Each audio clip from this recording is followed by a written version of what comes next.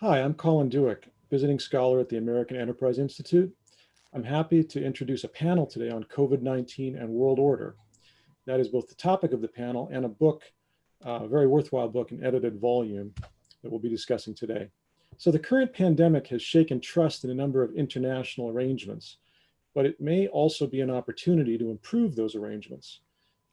These problems have been building for some time. The question today will be, how has COVID-19 changed world order, if it has? Will it, should it to some extent be taken as an opportunity for revision? We have an eminent set of panelists today. I'll introduce them very briefly. We have Hal Brands, resident scholar here at AEI, Francis Gavin, director of the Kissinger Center for Global Affairs at Johns Hopkins SAIS. The two of them co-edited this volume. Kori Schake is Director of Foreign Policy and Defense Policy Studies at AEI, and Elizabeth Economy is Senior Fellow at Stanford's Hoover Institution.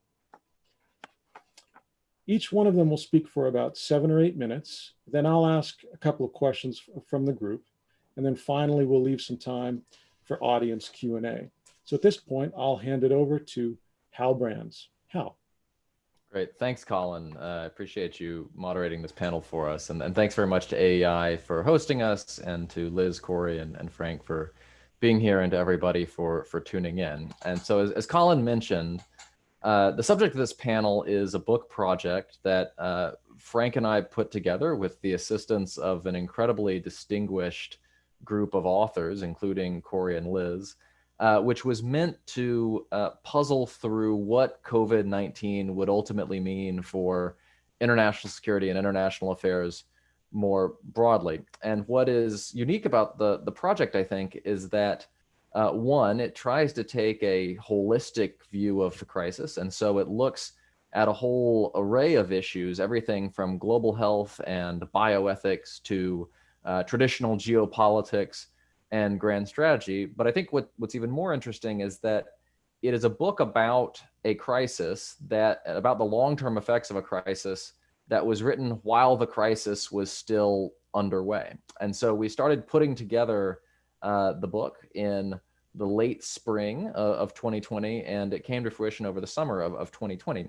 And so what we encouraged our contributors to do, and which did very well, was to try to look down the road a bit, to see past the smoke that was kicked up by the crisis itself, and think about what its longer term implications might be. And one way of doing that is actually to look backward and try to understand how history can help inform our understanding of a crisis that is still unfolding. And so I think I'll just make a couple of overarching points about some big themes of the volume, and then I'll turn it over to my colleagues who can go into greater detail on the things that they wrote about. And so one is simply the fact that one of the reasons that COVID has been so disruptive is that it didn't erupt in a healthy global order. It erupted in an international order that was already beset by a number of strains, a number of pre-existing conditions, to kind of use the cliche. And so that we had seen over the years prior to the pandemic, the spike in great power tensions between the United States and China, and the United States and Russia, strains on the global economy as a result of disillusion with globalization and surges of populism and illiberalism in a number of countries. There was growing uncertainty about the fate and the future prospects of democracy, as the wave of democratization that had followed the Cold War really crested in the early 2000s and had begun slowly to recede in the years since then. And there were growing strains within a number of international institutions, the bodies that we often rely upon to provide multilateral responses to crises like COVID. COVID has thrown a lot of these strains, a lot of these problems into sharper relief, but it didn't create these problems. In fact, these problems helped make COVID so disruptive because they gave it a receptive context in which to land. So that's one point from the volume. A second point, in terms of thinking about the imperatives that the crisis creates, is that it's increasingly clear that there is a growing disjuncture between the need for global cooperation and the reality of global competition. And so if you look at issues like global public health and pandemic prevention and response, if you look at efforts to address climate change, if you look at matters of global governance, a number of the authors in the book point to the need for what you might think of as essentially technocratic cooperation on transnational issues, on issues that affect every country, that don't stop at national borders or at geopolitical divisions. But of course, the reality is that the world is fracturing. It's becoming less united rather than more united. And those tensions inevitably spill into issues like pandemic response or climate change. And so we've seen that there hasn't been nearly the level of cooperation from China, for instance, and trying to get to the bottom of how COVID began and some of the key characteristics of disease that we might have expected. And part of the reason for that is the increasing tensions with the United States. And so there are varying prescriptions about how one should go about this and whether one should prioritize competition or cooperation. The book gets into a number of those things, but there is increasingly this divergence. And then the last point I would make is simply that crises can be opportunities as well as challenges. And so in the very early weeks of the pandemic, in March and April, when everything was shut down, when things really looked grimmest, it was relatively common to hear assertions that COVID might be America's Suez moment, the moment when its power was shattered in the eyes of the world, or that this might be the end of the liberal international order that the United States and its allies built after World War II and then expanded after the Cold War. I think it's unlikely that is the case, provided that the United States doesn't fundamentally mishandle its foreign policy in the years ahead. In fact, there may be a few opportunities, which I'll just mention briefly, because I think that Kori and others may speak to these. I think there's an opportunity coming out of this to create a stronger counterbalancing coalition against an increasingly assertive China. China's role in starting the pandemic and its incredibly assertive diplomacy and behavior during the pandemic, I think, has really created a growing global sense that there is an increasing problem with the way that China is behaving on the international stage. And so one of the key questions in the years ahead will be whether the United States and other countries that are opposed to Chinese hegemony in the Asia Pacific and elsewhere can capitalize on that.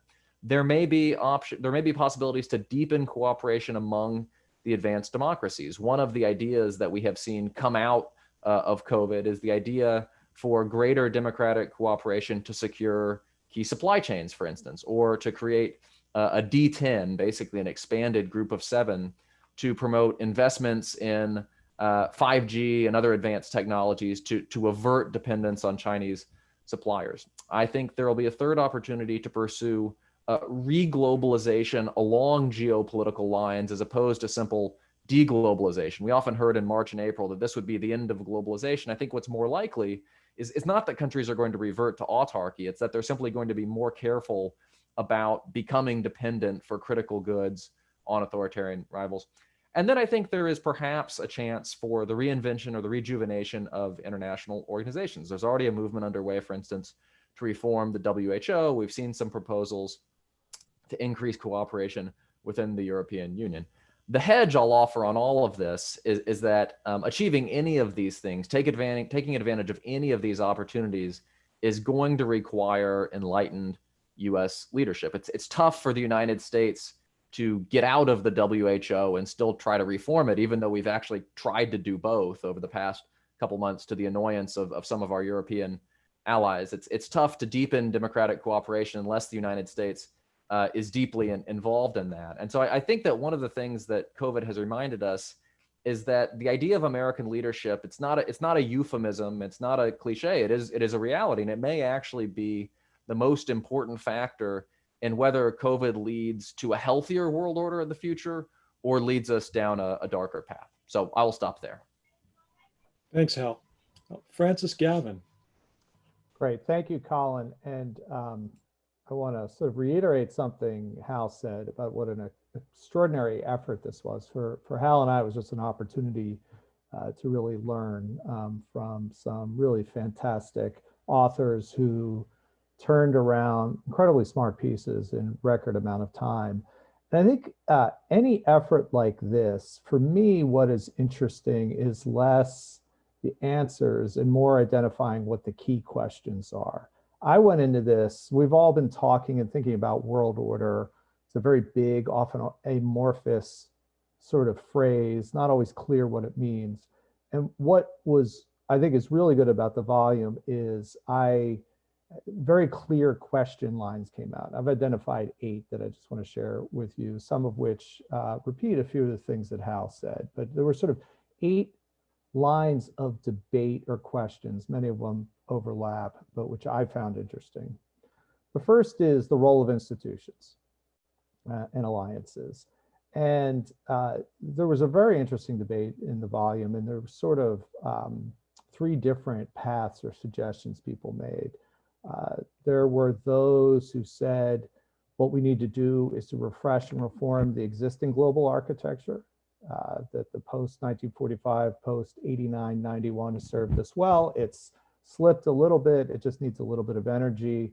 There's others that say, no, this is a new reordering moment, a kind of Eichenberry-esque way, post-Vienna, Versailles, 45, 89, and we need new institutions. And then there was a suggestion really made nicely by Eric Schmidt, but particularly Janice Stein, about and Jim Steinberg as well, that the idea of fixed institutions is over, that you need more ad hoc, flexible, what Janice Stein called off-site arrangements centered around particular problems. So that was set of questions number 1. Number 2 was, I think, a really interesting revelation of disagreements on how to understand the international security argument. This is actually a conversation that Hal and I have been having ever since, which has been fascinating. I think the first iteration of that it's the kind of traditional return to great power politics, that if you look largely through the lens of China and even Russia, that we're just seeing a return of history and that this is going to dominate the international landscape. There's the other view, which says, no, the pandemic reveals that these transnational threats, which are completely immune to military solutions and should force us to redefine what we mean by power and purpose in the world, should be our priorities. And then, of course, there's the view that 1 and 2 mix in different ways. But there's a lot of different views on this in the volume, but I think that's a really nice debating cleavage. The third, and Hal talked about this, and I have no doubt that, because Liz wrote a terrific essay on this, the fate of the US-China relationship. Again, 3 different views here. There's the sort of G2 idea, which is pretty much was just Graham, but sort of the namesake of our center, sort of hovering over our conversations. There's the Cold War II, based on ideological and geopolitical differences. And then I think, the majority of people tried to find a way to thread the needle between partnership and rivalry. Not partnership, cooperation on transnational issues where it's needed, but recognizing rivalry. Fourth big question and trend, or question and issue, the trends in politics and governance. This was a really interesting one. There was some who wrote about the dark period we're in, that democracy's under threat because of populism and autocracies. I think Tom Wright and Ann Applebaum were very sharp on this. But there was others, and Kath Hicks had a terrific essay on this. The strength of democracy is underappreciated. And in fact, she made the point, which really hit me, that the protests this summer highlighted the vibrancy of democracy, and just keeping on. I don't know if she'd want to revise that after last evening, but and then there's I think the general consensus that it's an open competition right now. Nobody knows what the future holds, but it's certainly a question. The fifth, Hal kind of alluded to this, but wither globalization and technology. Sometimes we forget in this moment that globalization generated massive benefits. And there were those who wanted to remind us of that global interdependence actually should be protected. It obviously needs to be managed better, more fairly. Considerations of inequality have to be thought about. while there are others who said, yeah, that's all fine, but we have to recognize there's going to be two globalizations now, the splinterverse. And then there was a third group or a third set of arguments that said, no, the excesses of globalization got us in our moment right now, and it's a time to rethink this. Sixth big question, future of Europe and its role in world order. Europe is the most wealthy, advanced region, educated, healthiest region in the world, cradle of civilization, should be a real model. On the other hand, they appear to be checked out in terms of shaping world order, unable to act with the US. What's the future there? Seventh big question, is this in fact a big reordering moment? This was actually one of the surprises. I expected going in that people would say, yes, this accumulating crises, anything from the Trump presidency to the pandemic to racial injustice issues, that this is a moment to rethink things. There are others said, no, you know, things will stay the same. You have reordering moments after major great power wars. This doesn't really have the opportunity. But I think the consensus in the volume was we're somewhere in between, kind of like the 1970s. We recognize that the older order is under some pressure, but we also don't necessarily see the political sort of push to do something about it. And then the final question is the question that Hal mentioned: what is the role that the U.S. should play in it?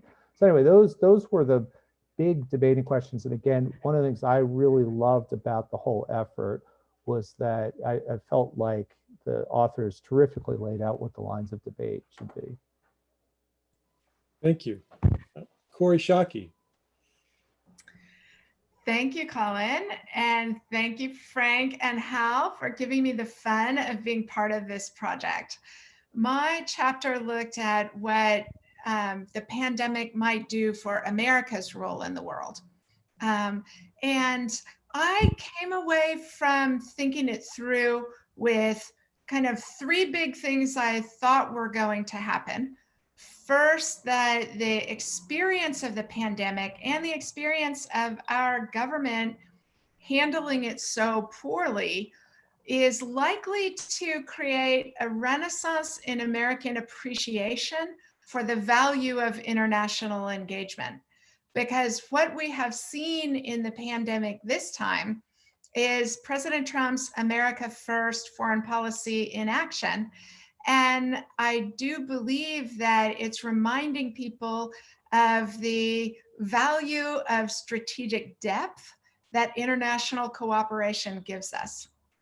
The second thing I came to conclude is that the behavior of the Chinese government, I think, less whatever may have caused the outbreak than the choices the Chinese government has made since the outbreak occurred, have instigated much more concern about the potential for a continued rise by China and the way China might want to reorder the existing international order. And the third big trend that I think I see is that the result of the pandemic will be a strengthening of the domestic foundations of American power. I think we tend to underestimate the structural advantages the United States have. And I think our struggles and our griefs in the experience of the pandemic are likely to expand the aperture of what we consider national security. So let me circle back and say a little bit about more of those three. When we think about the international order, though, it's really important to think about what alternative orders might actually be able to supersede it.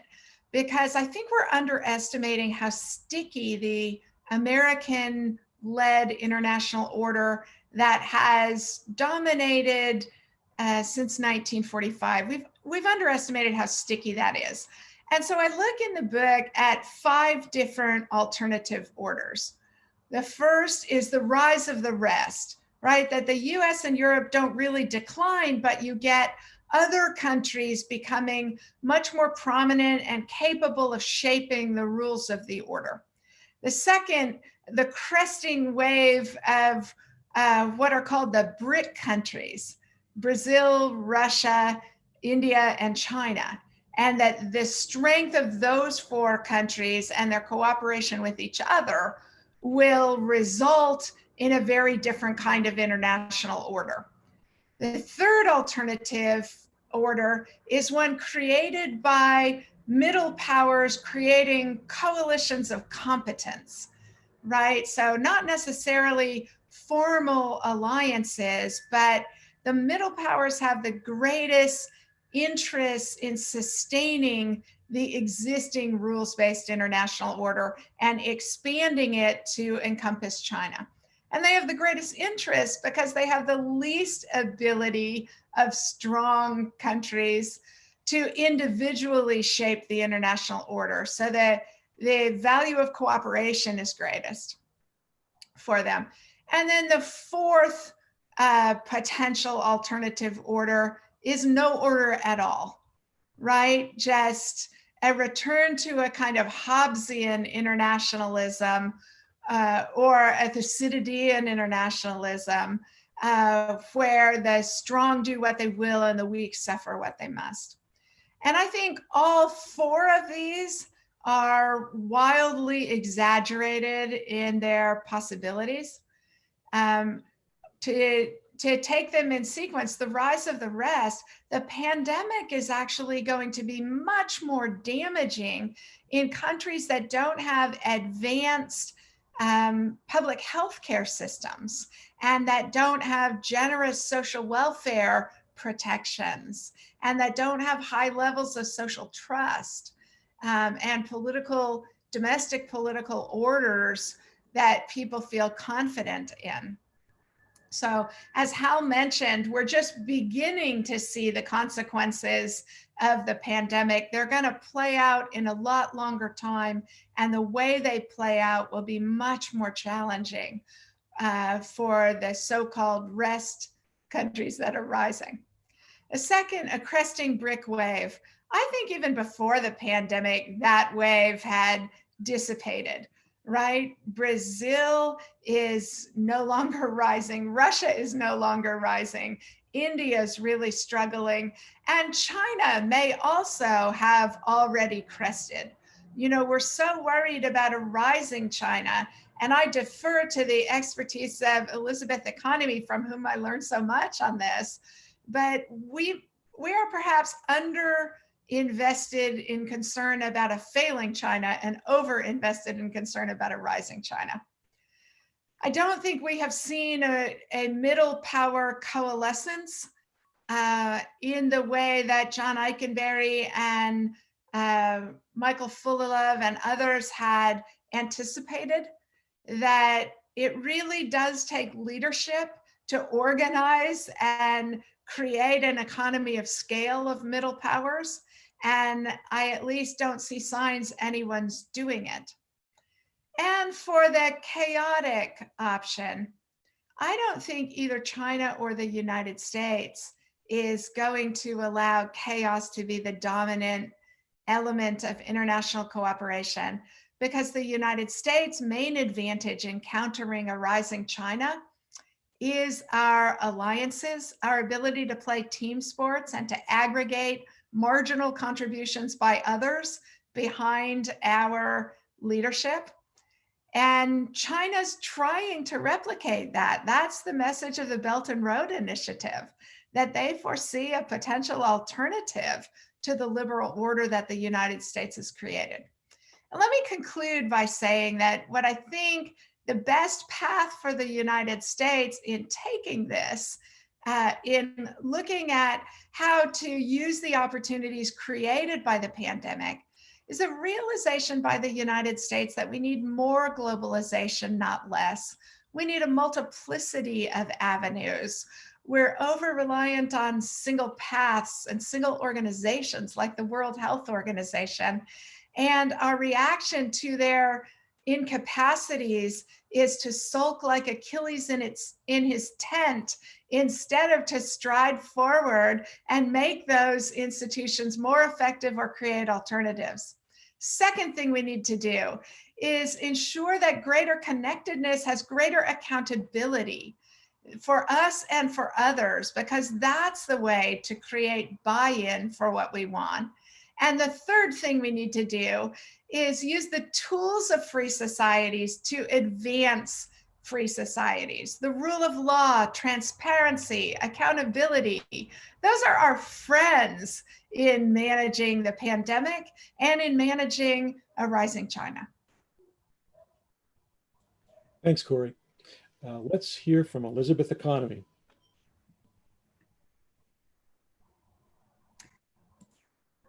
You're muted, Liz. Thought I hit my unmute button. Sorry about that. So thanks so much, Colin, and thanks to Hal and Frank for including me in your project. It's really great to be here, have the chance to discuss some of the issues around international order that have been brought to light or perhaps underscored by the global response to the COVID-19 pandemic. For me, and the area that I focus on most, which is China, US-China relations, I think the pandemic really elevated three issues. And the first was the extent to which the world currently confronts a leadership vacuum. And then both the Trump administration's America First policy and Xi Jinping's great rejuvenation of the Chinese nation narrative are really about pursuing narrow self-interest without much consideration for the interests of the broader international community or some notion of the common good. And I think with the United States, we've watched over the past few years, over the course of the Trump administration, as the president has diminished the value of international institutions and multilateralism and even allies. Prior to the pandemic, of course, the United States had withdrawn from any number of international institutions and arrangements, such as the Paris Climate Accord, UN Human Rights Commission. And in the midst of the pandemic, he announced that the US was going to stop funding the World Health Organization, and then that the US would withdraw from the organization. And, as I watched the EU and other advanced economies like Japan and Canada, hold a vaccine summit that raised more than $8 billion to support research for and deployment of vaccines and other treatments for COVID-19, I couldn't help but think that this is exactly the type of initiative that the United States would traditionally have led, and just how far afield we have moved over the course of the past 3 years. I don't disagree that there's a need for reform in the United Nations and that the United States, as the largest contributor to the UN, should play a significant role in shaping that reform. But I think, as Kori was suggesting, the way to do it is not to take our marbles and go home, but to stay and play and compete. China, for its part, I think, has attempted to fill the vacuum left by the United States. And I'm sure you will recall, many instances over the past few years when the media have trumpeted, statements by Xi Jinping to the effect that China will lead on climate change or China will lead in globalization. And we've seen Xi repeatedly grasp for the mantle of global leadership. But I would argue that what he wants really are the rights of global leadership without assuming the responsibilities. And during the pandemic, what we saw was that once China got its situation under control, started to provide the PPE to the rest of the world, it used the PPE as a tool of economic coercion. It threatened to withhold it from countries that didn't publicly thank it, punished Australia by banning beef and placing tariffs on barley for calling for an inquiry into the origins of the virus. And when you look to other issues, you also see China fall short in the realization of its ambition to lead. And I would just point to Xi Jinping's pledge last week on climate change, that China will be carbon neutral by 2060. It's hard to escape the fact that the country greenlit more coal-fired power plants in the first half of 2020 than it did during 2018 or 2019, that it's exporting more than 100 coal-fired power plants through its Belt and Road Initiative, despite claiming that it's greening the BRI. And I just would point out that, unlike virtually all of Xi Jinping's other pledges that deal with the reunification, with Taiwan and Hong Kong, or deal with the Chinese economy that are targeted at 2035 or 2049, this is the one pledge that is almost certain to come due after he has passed from the scene. So that gap between Chinese rhetoric and the reality of Chinese action, I think, is what prevents it from legitimately claiming a role as a global leader and filling that vacuum at the top. The real stars, I think, as others have noted, of the pandemic response, were the small and mid-sized nations with robust healthcare systems and strong societal trust in government and transparency, like Germany, South Korea, Greece, Vietnam, Taiwan. Many of these nations did step up to provide PPE to others, but they don't have the economic wherewithal or the political heft to accomplish what the United States or China could have done if they were inclined to do so in terms of leading a global response. So I really do think that one of the effects of the pandemic has been to demonstrate just the absolute vacuum in terms of leadership of a country that is willing and able to shoulder the greater part of a burden in responding to global challenges. The second takeaway for me was really a renewed appreciation for the extent to which we are sitting on the precipice of a fundamental realignment of the global order in terms of those states that see their futures more closely tied with that of China, and those that place a greater value on partnership with advanced market democracies, even if not necessarily with the United States at this moment. Of course, many don't want to have to choose. Nonetheless, as I watched over the course of the pandemic, you would see countries such as Pakistan and Cambodia not removing their citizens from China, using the pandemic as a type of demonstration of loyalty to Beijing. Other countries such as Italy, touted Beijing's success in addressing the pandemic, quickly went down the path of Beijing's Health Silk Road. On the other hand, most Europeans, North American, and Asian advanced market democracies focused greater attention on Beijing's initial lack of transparency, its unattractive wolf warrior diplomacy, and its failure to address the issue of the virus origin, and comparatively less attention to China's success in controlling the spread of the virus. In part, I think, because some of the methodologies that China used, some of the methods really are antithetical to liberal democracies. I think this divide among countries that you could see over the course of the pandemic, plays out in a number of serious ways across multiple policy domains. On human rights, for example, 20-odd countries brought a resolution before the United Nations condemning China for its forced detention of more than 1 million Uyghur Muslims in labor and re-education camps. But China was able to rally 50-odd countries to support its policy as a measure to counter terrorism.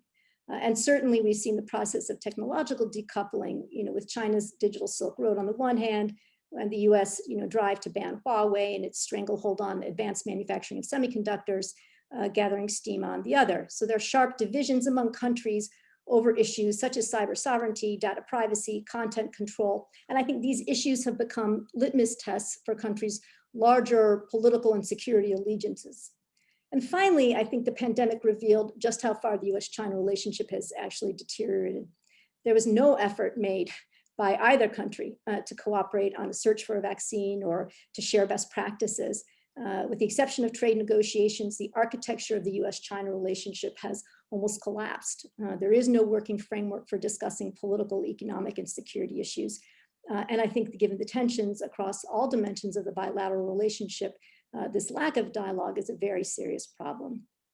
Now, I'd like to make just offer one thought in terms of what we ought to be thinking about moving forward, because I was struck as I was listening to Hal and Frank and Kori, that most thinkers who focus on US foreign policy or grand strategy, tend to focus on big power politics, US, China, Russia, the EU, opportunities for cooperation, what are the challenges among those actors?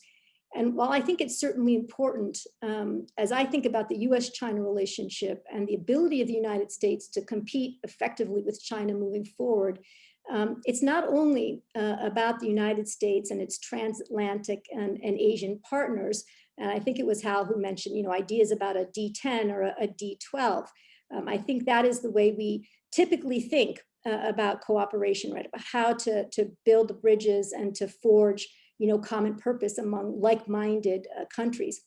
But I think when we're thinking about China, we really ought to be thinking about how this group of like-minded countries, this, open societies, advanced market democracies, how we can articulate and demonstrate the benefits of open societies in ways that have tangible and positive impacts for the rest of the world.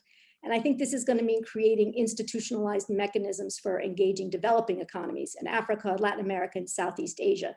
Because when you look at China's ability, for example, to withstand pressure on human rights in Xinjiang or Hong Kong, or to avoid international censure over its actions in the South China Sea, or to spread digital authoritarianism through the Belt and Road, it's really the support from developing economies that bolsters Beijing.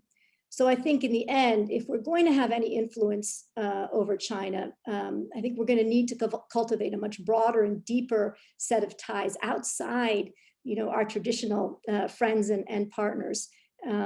Because if we can't find a way to engage a broader sort of sector or segment of the developing world, I really don't think it's going to matter much what the top 12 or 15 market economies agree on when it comes to shaping the broader world in which we live.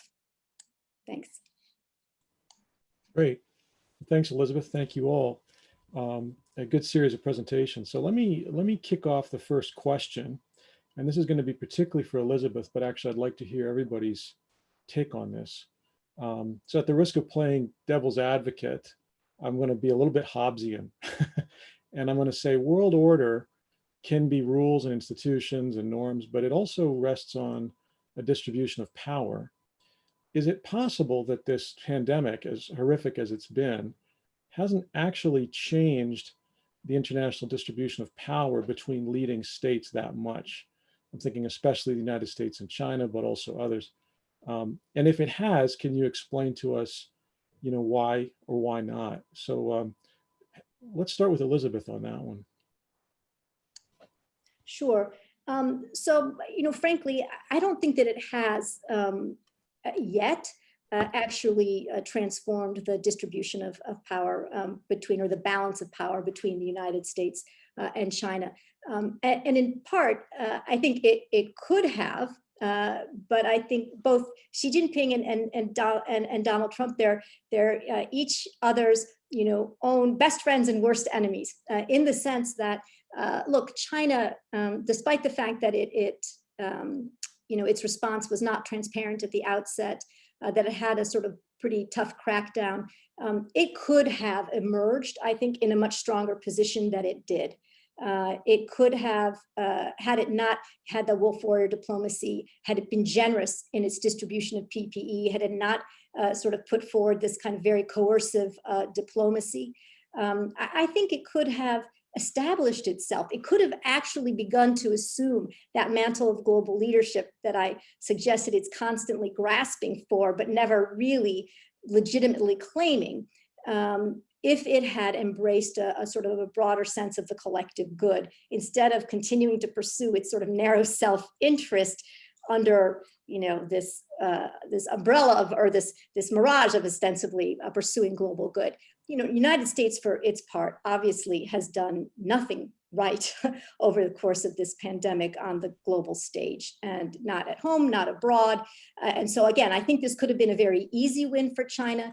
It could have been a moment at which the European Union would have continued to felt that tug of China, despite some success that the US has had in terms of pulling the EU along on issues like Huawei and sort of the digital sphere. But I think China had an opportunity, and I think it missed it. And again, on our side, it's just to our benefit, as we're just considering the relative weight, the balance of power, that China shot itself in the foot, because I do think that it had an opportunity at this point to emerge in a stronger position on the global stage. But I don't see this as a permanent I don't see any permanent shift. And I'll just finish by saying, and maybe Kori made this point earlier, the story of COVID-19 hasn't fully played out yet, right? We haven't had the investigation into the origins of the virus. We don't know what more is going to emerge out of this. So I think until we have the full story, until we can look back historically, it's early to say what is the end result in terms of international order with regard to the pandemic. So I think it's a really important question that you raised, Colin, and I agree with its undercurrent that we actually haven't seen a redistribution of fundamental power in the international order. That There are some states that have handled it better than others, but it's hard to see a clear fault line, right? Most democracies have handled it reasonably well. Some have handled it catastrophically badly. Some authoritarian states have handled it pretty well. What I think we often overlook, and I say it with affection because I think it's the saving grace of the United States that we fix our problems when we think we're a catastrophe and we're only just marginally bad. We're not actually a catastrophe. And if you look at the sources of American power, they are largely unchanged by this. So we continue to have an incredibly powerful military. We continue to have an economy that can lose 32% of its GDP in one quarter and regain 32% of its GDP in the subsequent quarter. We have an independent Federal Reserve, a central bank that chose the moment of the pandemic to become the central banker to the world, and has done so to not only to ensure the stability of the dollar, but also liquidity to these very developing economies that Liz just made such an important case we need to care more about. The demographic trends in the United States, even with the shameful turning off of immigration and asylum by the Trump administration, the long-term trends of American demography are incredibly vibrant for the country. And that gets reinforced by the fact that you can be one generation safely in the middle class and your kids can run the country, and the power and magnetism of American universities and the Chapter 11 bankruptcy provisions that mean that you dust yourself off and start over again. And those are so important to the technological ecosystem. And the strength of federalism that corrects for so many of our stupid national policies. And even as Kath pointed out when we were talking about the chapters of this book, that even when you see enormous bursts of outrage by Americans about racism, structural and practiced in this country, that what you also see is the people demanding much better for their government, from their government, and a government that has to be responsive to that. And I would imagine not a few Chinese might wish that they could actually have that opportunity themselves. So I'll just go quickly. I would agree with all this, and I would just add maybe two wrinkles. Richard Nixon and Henry Kissinger used to talk about the distinction between the actual balance of power and the psychological balance of power. And I think that's important here. The actual balance of power, the distribution of military capabilities, the distribution of economic power hasn't changed a whole lot in the long term due to COVID, although if it affects long-term growth rates of countries, that would have an effect. The psychological balance of power shifted dramatically, particularly in the early months of the pandemic, when it appeared that the United States just simply couldn't do anything right. And so that perception that the United States is flailing or that it's distracted, that's a form of power or a form of weakness in its own right.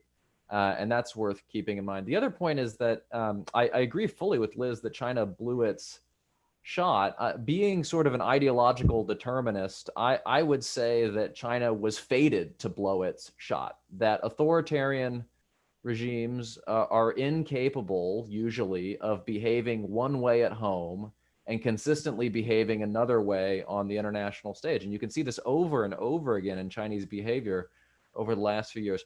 Why on earth would China take 2 Canadians hostage just at the moment when it had a chance to drive a wedge between Ottawa and Washington? Why would China behave in such a high-handed, coercive, and alienating manner on the international stage at a time when it could have positioned itself as a responsible alternative to the United States? It's hard to explain all this without going back to the fact that this is a regime that behaves in a high-handed, capricious, autocratic manner at home. And I think that inevitably seeps into its foreign policy. So I would just make 3 points. I agree with everything that was said here. I want to sort of reiterate something Kori said about the power of the Federal Reserve, which I don't think people fully grasp. I used to work on international monetary relations, and one of the articles you could see every year from the mid-1960s on in Foreign Affairs or the New York Times was that the dollar would lose its reserve currency status. It would be up there with articles that were at a nuclear tipping point, either of whichever happens. And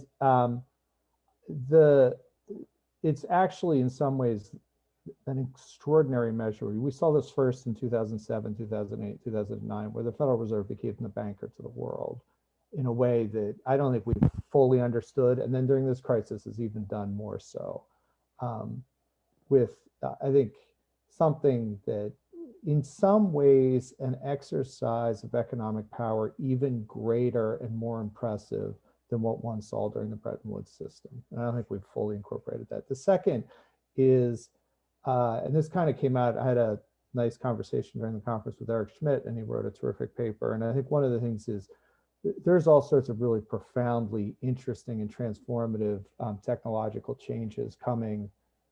We're in the midst of profound technological changes. They're going to accelerate. They're not just in digital, they're in energy, biology, nano, all sorts of things. And on this front, the US, as Kori alluded to, I think is actually in very good shape. And there's a big debate about this, obviously, in the innovation community. But I think if you kind of get beyond our IR community and look at sort of scholars of innovation, I think most people feel pretty good about where the US stacks up. The final thing I would say about the distribution of power, though, all completely comes down to how you define power.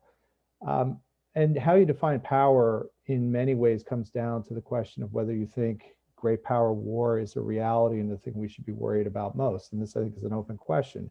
If it is, then the kind of metrics one used, reading Paul Kennedy's classic, where you measured population and demography and land and how much steel and coal you produced and how you were able to translate this all into effective military power to either conquer or defend from conquering, is an important metric.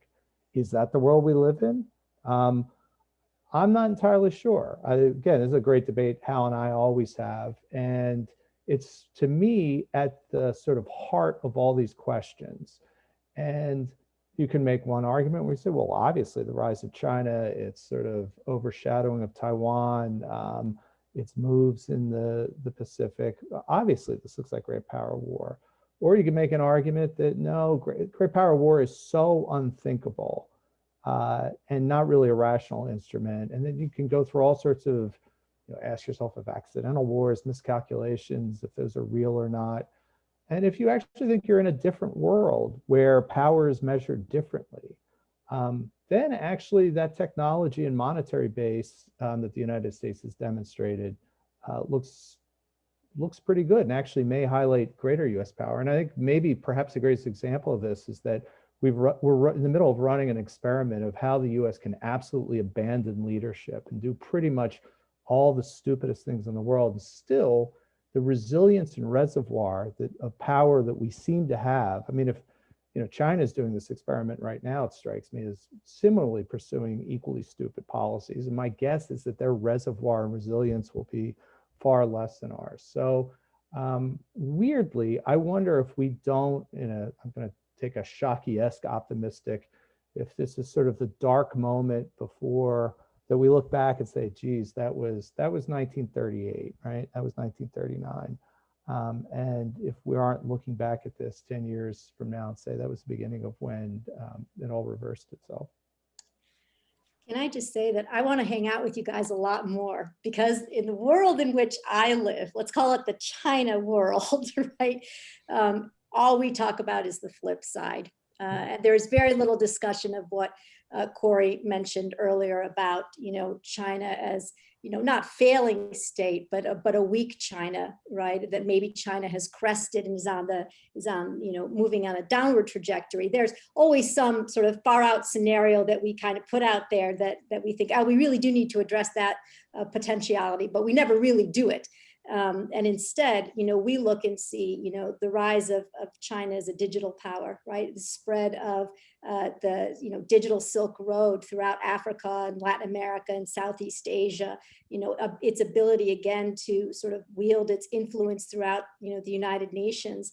And it is becoming, a military power. And when you have, I think it was Rand, that did the series of gaming exercises that said in 19 out of 20 exercises, in terms of the US and China, meeting over a Taiwan conflict, the US loses, right? That sets off a lot of alarm bells in my community.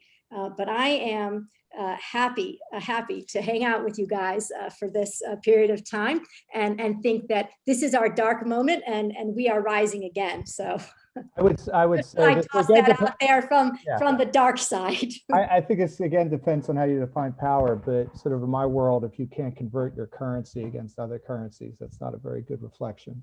Okay, true, but I will just point out the fact that China is developing very aggressively, right, the world of digital currency and seeking basically to avoid and evade the US SWIFT system and everything else, so that its trade and everything will be done, through its own currency or other currencies and not the US. But that's, for a future discussion. No, right. And I think the Soviet Union mastered that in their empire, and we'll see how that works out. Very good. Well, I have a question from the audience. I'm going to pose this to Kori. Especially in the US, the military has played an increasingly large role in pandemic management and public health. Operation Warp Speed, for example, has many associated flag officers. How should we view this domestic contribution of the military and then tying it into the themes of this volume? That's a great question. I actually don't think the American military has played a particularly large role in pandemic management. Where I think they could play a large role, an interesting and important role, is that what the American military is genuinely brilliant at is logistics and figuring out, once you have a vaccine, how to distribute it safely and get people vaccinated. That's the kind of problem the American military is actually really good at solving. And so I think they could make a significant contribution. Another place the American military has made a contribution is through DARPA, the Defense Advanced Research Projects Agency, which invested 15 years ago because they were really worried about the emergence of biological warfare, started investing in interesting kinds of vaccine development. So that long lead time set of small investments has actually been pretty significant in helping jumpstart specific vaccines for the COVID crisis.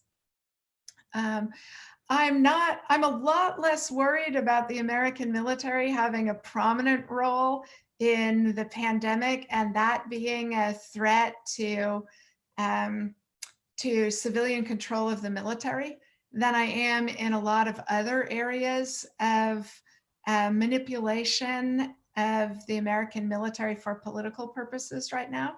I actually think pandemic stuff, they haven't had that much to do, and there's more interesting they could do as governors need to distribute vaccines, for example, having National Guard units who are members of their local communities be mobilized for that public service, I actually think is a great thing for the American military to do.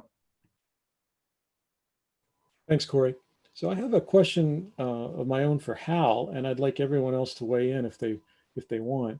One of the main themes in the book was the prospects for reglobalization and the argument that this is very likely going to happen, but even in a normative sense that it should.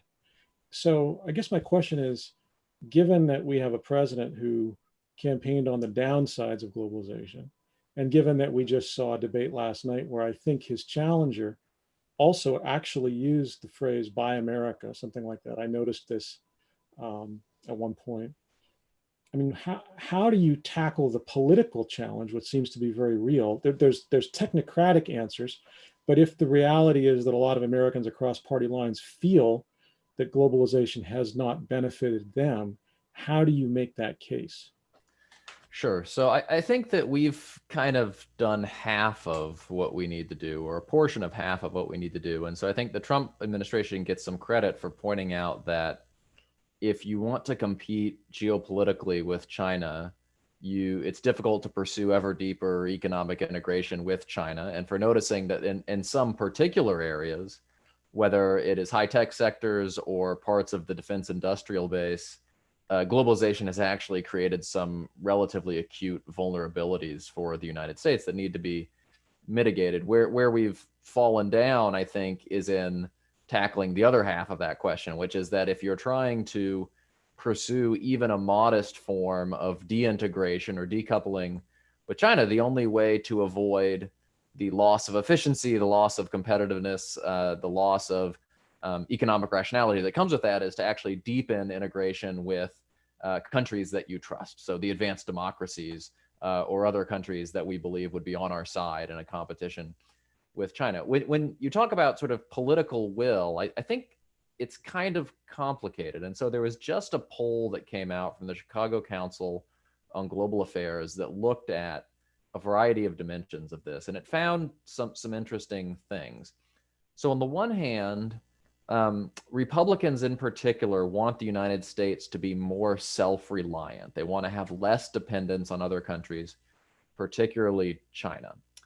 And I think that relates to the sense that you talked about in your question, which is that many Americans feel like globalization has been a bum deal, particularly with respect to China. But if you ask Americans, is free trade good? Is globalization good? Overwhelming majorities say yes. And it's about 70-75%, which is as high as it has ever been in polling on these issues. And there is a partisan gap. Democrats like it more than Republicans, but nonetheless, clear majorities of Republicans mention this as well. And so I actually think a policy of selective decoupling with China that's coupled with deeper integration with friendly countries is probably politically saleable. I mean, you would have to do the normal things about inserting labor protections and environmental standards and all the things we've had to do to get trade agreements through Congress over the past 30 or 35 years, going back to NAFTA. But it doesn't strike me as being it doesn't strike me as an impossible political lift. Anyone else want to weigh in on that? I will. I agree with everything Hal just said, and I would add two additional points. One is that those numbers are that high despite 4 years of first candidate and then President Trump castigating internationalism in the United States.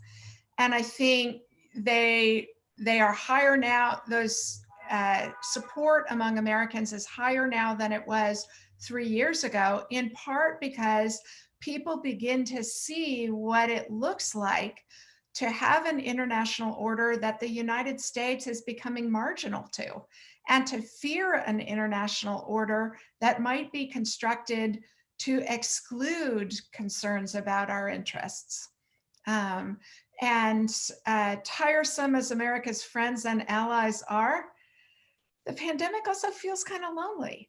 And so I think, the good old days of arguing with the Germans are something even I can be homesick for from time to time, and maybe even my mom can be. Very good, thank you. Yeah, just make one quick point on this.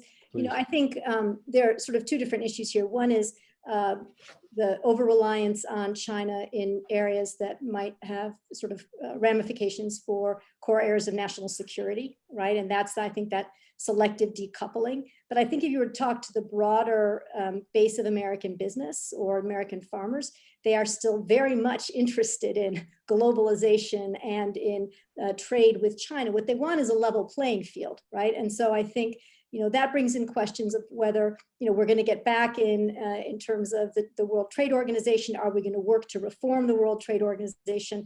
Are we going to work with our allies to bring pressure on China to create that level playing field? We share a lot of the same interests with Japan, with the EU when it comes to trade and investment with China. This administration has not been particularly good. They haven't been as bad as I think the media often make them out to be, but they haven't been particularly good about coordinating with our allies and partners on trade issues with regard to China. So I think there's a lot of room still to be a part of a globalized world, but we need to do it better. And then I think the other half of that is probably thinking in terms of redistribution, because I think the issue of globalization has become very much tied up with the issues of winners and losers, right, within the United States, and the feeling of many of, for example, the Trump supporters, that they've been left behind in this globalized world. And I think that then raises the question of how do we do a better job of creating a more inclusive society and inclusive economy, and what are we doing about job retraining and all those other kinds of issues that focus on American domestic resilience. So I think it's, there's a lot to be done in the framing of globalization and how you approach it and how you sell it and then how you actually manage it.